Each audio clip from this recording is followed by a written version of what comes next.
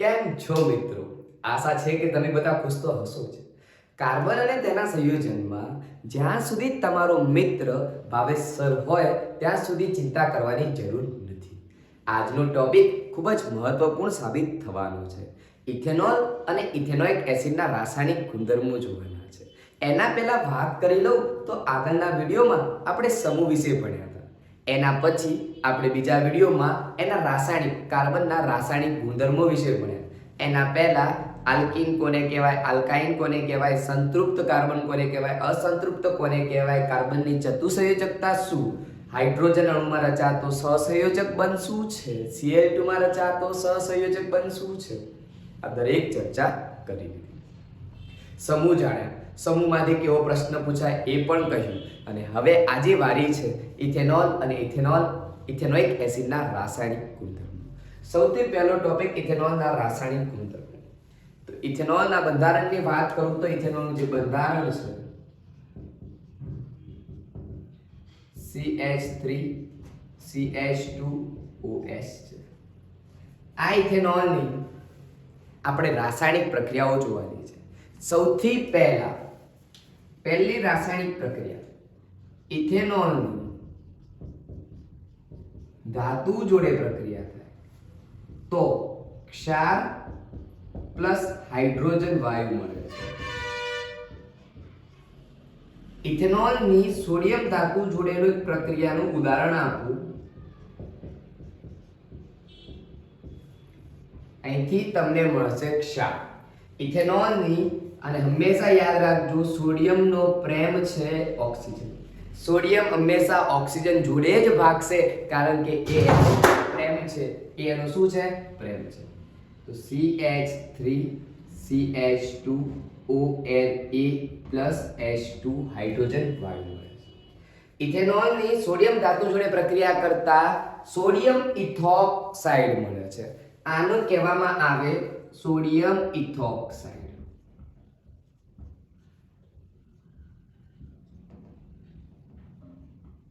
શું કહેવામાં આવે છે આને? સોડિયમ ઇથોક્સાઇડ. આ મળે છે તમને સોડિયમ ઇથોક્સાઇડ. ક્યારે મળે છે? જ્યારે ઇથેનોલની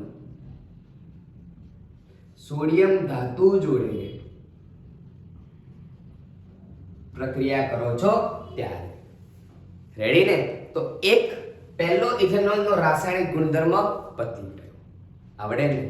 બીજો ગુણધર્મ જોઈએ રાસાયણિક ઇથેનોલના રાસાયણિક ગુણ. એના અંદર બીજો નિર્જલીકરણની પ્રક્રિયા.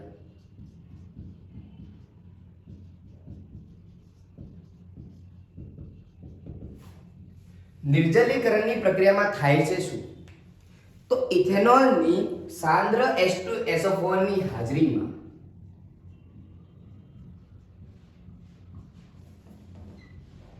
સાંદ્ર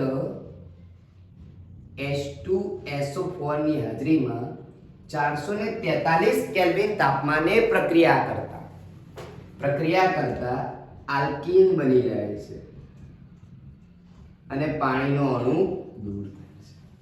પાણીનો અણુ દૂર થાય છે માટે જ આ પ્રક્રિયાને નિર્જલીકરણની પ્રક્રિયા કહે છે.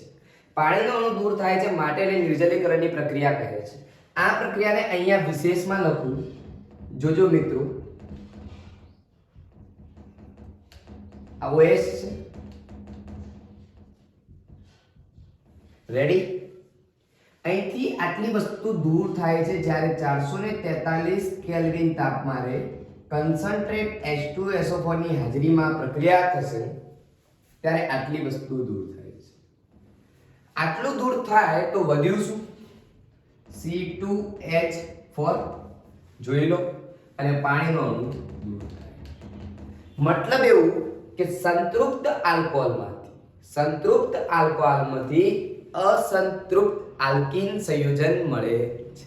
તો પ્રશ્ન આ રીતે પૂછાઈ શકે છે કે નીચેનામાંથી કયા સંયોજનમાં સંતૃપ્ત સંયોજનમાંથી અસંતૃપ્ત સંયોજન મળે છે? તો એના અંદર આનું ઉદાહરણ હોઈ શકે છે. નીચેનામાંથી એવી કઈ પ્રક્રિયા છે કે જેમાં સંતૃપ્તમાંથી અસંતૃપ્તમાં રૂપાંતર કરે છે? અથવા એવો કયો ઉદ્દીપક છે કે જેની હાજરીમાં પ્રક્રિયા કરતા સંતૃપ્ત સંયોજનમાંથી અસંતૃપ્તમાં ફેરવાય છે? આ વસ્તુને યાદ રાખજો, ભૂલશો નહીં. રેડી? તો આ થઈ ગયા ઇથેનોલના રાસાયણિક ગુણધર્મો. લો મિત્રો, પતી ગયું ને કામ. તમે જે કલાક બગાડ્યો પહેલા એના કરતા 5 મિનિટમાં ઇથેનોલના રાસાયણિક ગુણધર્મો પૂરા થઈ ગયા. અને હવે એના કરતા પણ ખાસ ભણવાનું છે ઇથેનોઇક એસિડના રાસાયણિક ગુણધર્મો. ઇથેનોઇક એસિડમાં એક શબ્દ સાંભળ્યો હશે તમે, જેનું નામ છે એસ્ટરીકરણની પ્રક્રિયા. ઘણીવાર 2 માર્ક્સમાં પૂછાતો પ્રશ્ન છે. ઇથેનોલ પતી ગયું, હવે ઇથેનોઇક એસિડની વાત કરીએ.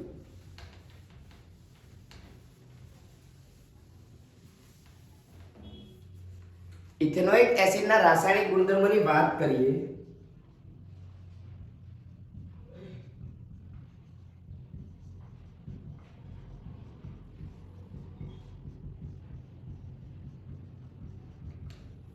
સૌથી પહેલું એસ્ટરીકરણની પ્રક્રિયા.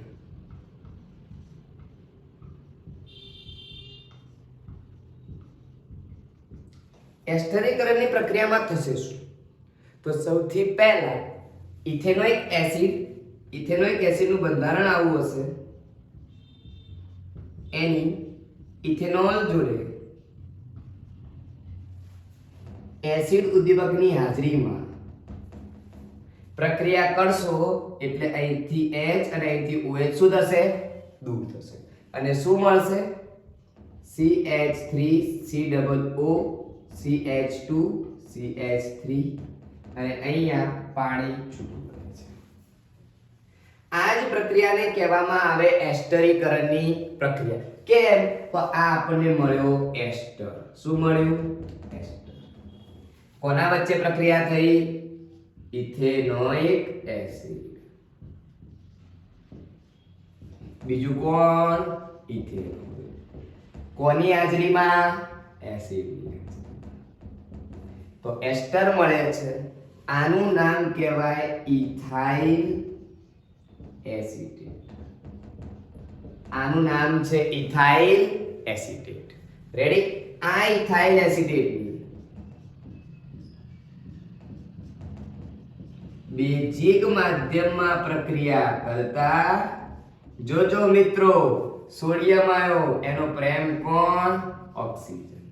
અહીંથી આ બંધ તૂટશે અને તમને આવું મળશે CH3COONA+ CH3CH2OH. તમને અહીં આલ્કોહોલ તમને પાછો મળે છે. અહીંયા આ તમારું ઇથાઇલ એસિટેટ ની સોડિયમ હાઇડ્રોક્સાઇડ સાથે પ્રક્રિયા કરી સોડિયમ એસિટેટ બનાવે છે અને આ ઇથેનોલ પાછો મળે છે. માટે આ પ્રક્રિયાને સાબુનીકરણ પ્રક્રિયા કહે છે.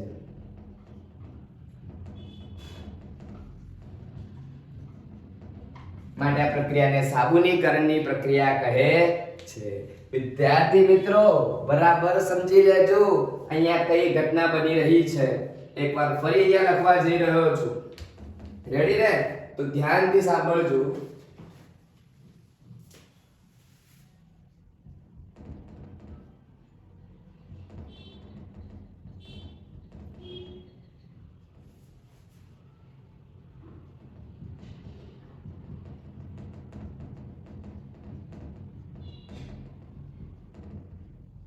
રેડી?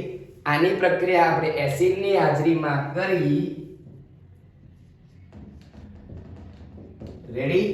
તો અહીંથી આટલો ભાગ દૂર થશે.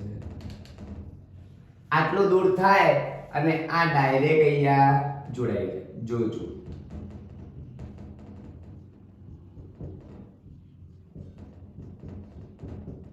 થઈ ગઈ વાર્તા પૂરી. આને કહેવાય ઇથાઇલ એસિટેટ. રેડી? અને પાણીનો અણુ થશે દૂર. આ થઈ ગઈ પ્રક્રિયા પૂરી. અહીંયા બધું પૂરું. આ થઈ ગયો ઇથેનોઇક એસિડનો પહેલો ગુણધર્મ, જેને એસ્ટરીકરણની પ્રક્રિયા કહેવામાં આવે છે. બહુ બધી વાર પૂછાયેલો પ્રશ્ન છે. તો મિત્રો, આના આગળ તમારે જે હેડિંગ આપવું આપી દેજો, પરંતુ પૂછવા લાયક પ્રશ્ન છે, તૈયાર કરી જ નાખજો. અને મને આશા છે કે તમને આવડી તો ગયું જ હશે. પરંતુ મિત્રો, ઓર્ગેનિક કેમિસ્ટ્રીમાં રિવિઝન તો કરવું જ પડશે. રિવિઝન વગર આ વસ્તુ શક્ય નથી. બીજો ગુણધર્મ જોઈએ. કુલ 3 ગુણધર્મો છે. બીજો અને ત્રીજો આપણે ફટાફટ જોઈશું, કેમ કે બંને બિલકુલ સરળ છે. બીજાનું નામ છે તટસ્થીકરણની પ્રક્રિયા.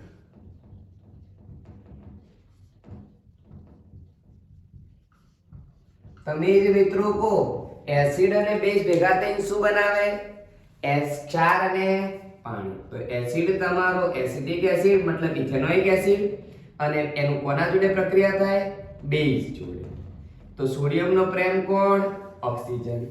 CH3COONA H2O. આને કહેવાશે સોડિયમ એસિટેટ.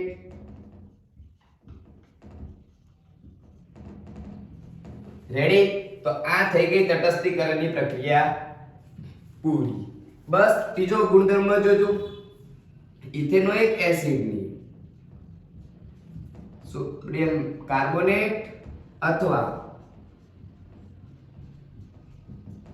બાયકાર્બોનેટ જોડે પ્રક્રિયા થશે ત્યારે માત્ર એની એ જ નિપજ મળશે, પરંતુ વધારાનું CO2 ઉમેરાશે. શું ઉમેરાશે? CO2. આ તો એનું એ જ રહેશે. નિપજ તો એની એ જ મળે છે. એક વસ્તુ કોમન થઈ ગઈ કે સાબુનીકરણની પ્રક્રિયા, તટસ્થીકરણની પ્રક્રિયા, કાર્બોનેટ અને બાયકાર્બોનેટ જોડે પ્રક્રિયા થાય એટલે સોડિયમ એસિટેટ તો મળે જ. રેડી ને? યાદ રાખજો. આ થઈ ગયા ઇથેનોલ અને ઇથેનોઇક એસિડના રાસાયણિક ગુણધર્મો. આમના ઉપયોગની વાત કરું તો સાંભળજો મિત્રો.